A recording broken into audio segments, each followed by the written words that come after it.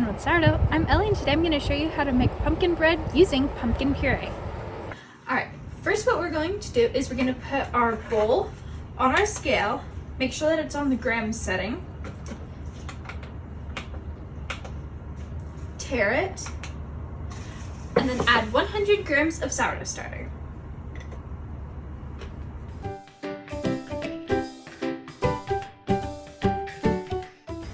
I'm going to feed that later. Alright, now tare your scale and add in 250 grams of water. Tare your scale again. And now we're going to put in our pumpkin puree. You can use homemade or store-bought. The pumpkin puree that I'm using is just from Trader Joe's.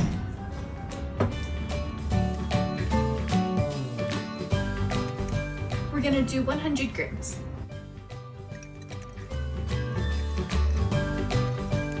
Alright, now tare your scale and we're going to add in 10 grams of sugar.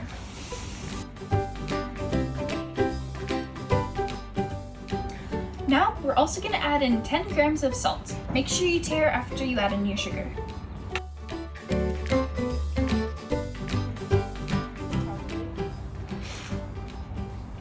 Now stir together with the spatula, just to dissolve them a little bit. Now we're going to add in 475 grams of flour.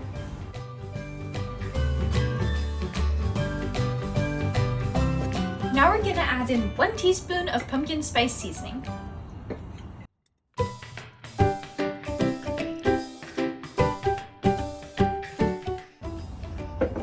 Alright, now take your bowl off the scale, and now you can turn off your scale, and we're just going to mix together these ingredients.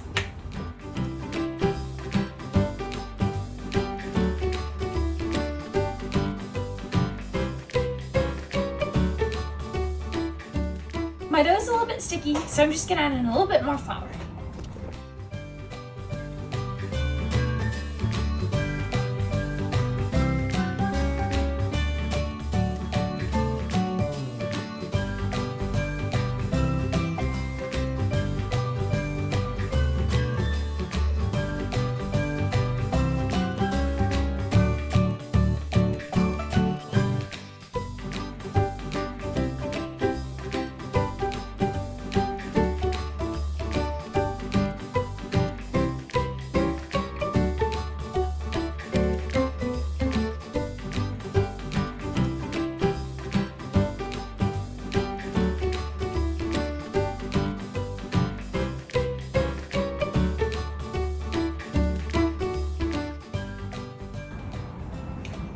This dough is so sticky, it's like literally not usually like this. So I think I added in a little bit too much water. I think I was supposed to add in 200 grams instead of 250. So just add in 200, don't do 250. If you need to add in more water or flour, feel free to do so as you go along. Now we're going to put plastic wrap over our bowl and set a timer for 20 minutes and then do our first stretch and fold. When the time comes, I'll show you what stretch and fold is.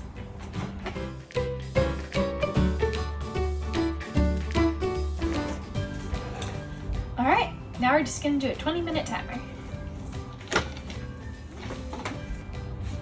My timer has gone off, so now it's time for the first stretch and fold.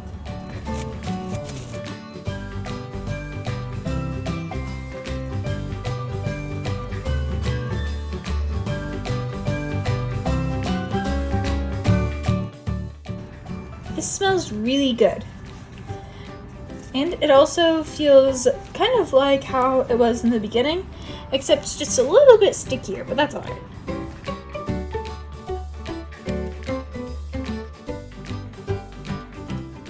We're going to set another 20-minute timer for our next stretch and fold. We're going to do about 4 to 6 stretch and folds total.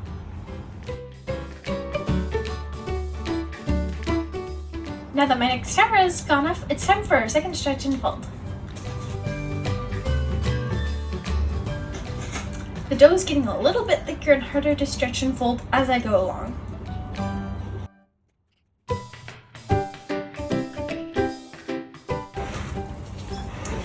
it's time to set another 20-minute timer.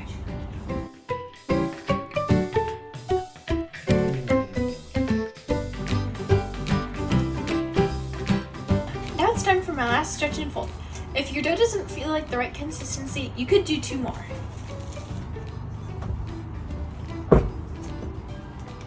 Your dough should be smooth and elastic and kind of hard to stretch and fold since we've done so many. It shouldn't be really sticky too. Alright, now this time we're going to form it into a little ball because when we put it later in the fridge, then we don't want to have to like shape it very much.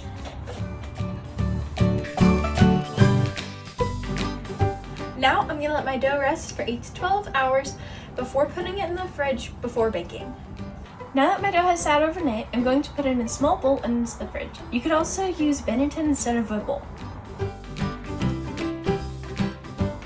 Make sure you flour your Benetton or your small bowl before you put your dough in it.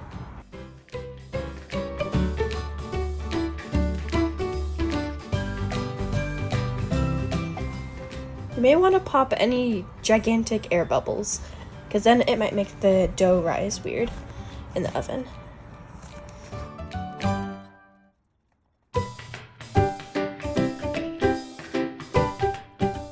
Make sure that before you put your small bowl or Benetton with your dough into the fridge, then you put a plastic bag over it so that it doesn't dry out. Alright, now this goes into the fridge. Now this is going to go into the fridge for a couple hours, or you could do overnight if you started your bread in the morning the day before.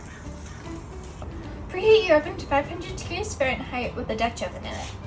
Then cut out a piece of parchment paper to bake the bread in and crinkle it up so that it doesn't roll back up on you.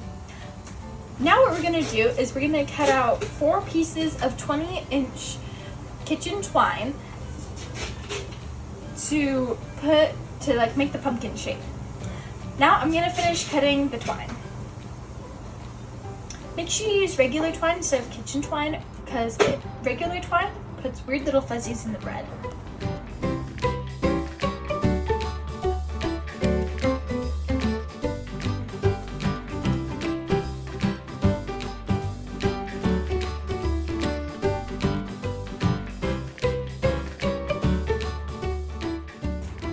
Now, take 2 of the strings and lay them in a plus sign on your parchment paper.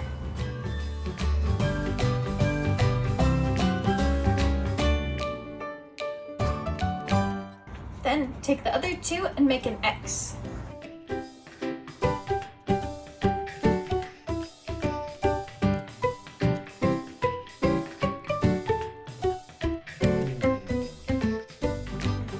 Take your bread out of the fridge. Then take your bread out of the plastic bag and then put it onto the strings.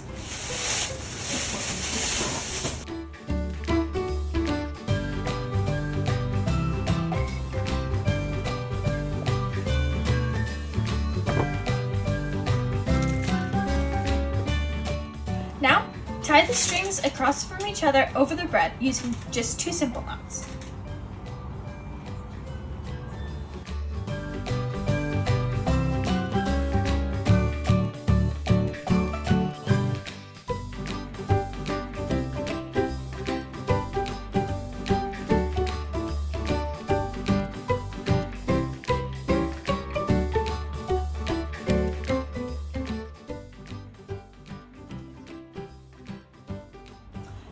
Cut off the little excess tails of the bread or of the twine so that they don't get weird bumps in your bread.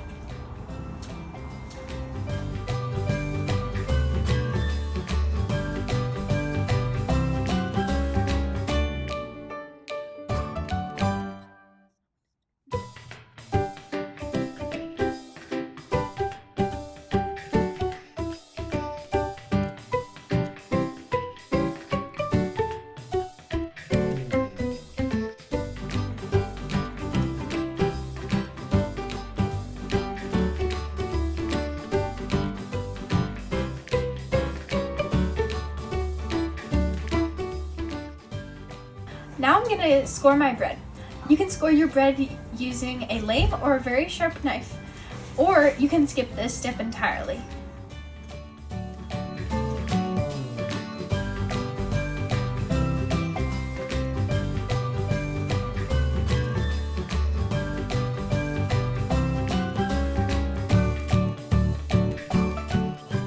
Now, I'm going to put this in the Dutch oven in my oven, turn down the temperature to 450 degrees, and set a timer for 25 minutes.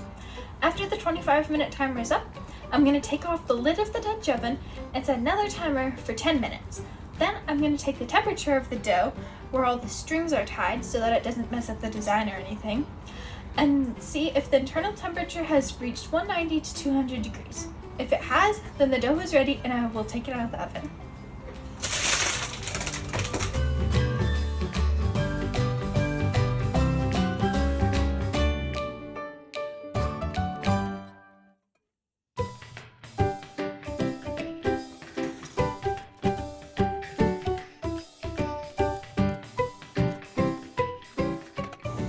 The spread is out of the oven and has been cooling for a few hours.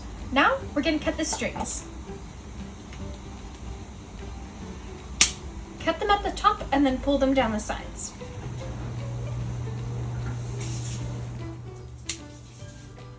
If you'd like to make your pumpkin loaf look even more like a pumpkin, you can add a cinnamon stick or like a little stick from the yard if you'd like, and then you can just put it right in the top.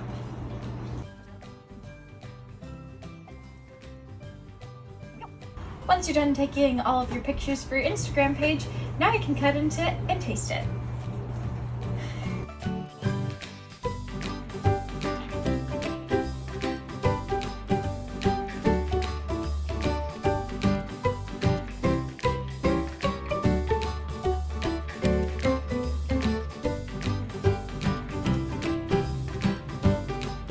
That smells really good, and it's really nice and fluffy on the inside too. Now it's time for my favorite part, cutting into it and tasting it.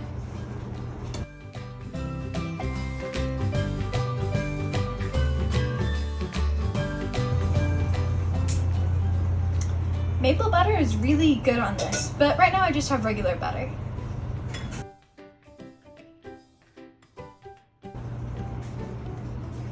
That's really good. It tastes like pumpkin with a little bit of almost a cinnamony taste from the pumpkin spice. This is a really delicious loaf. I hope you enjoyed this video and try this recipe for yourself at home. Bye!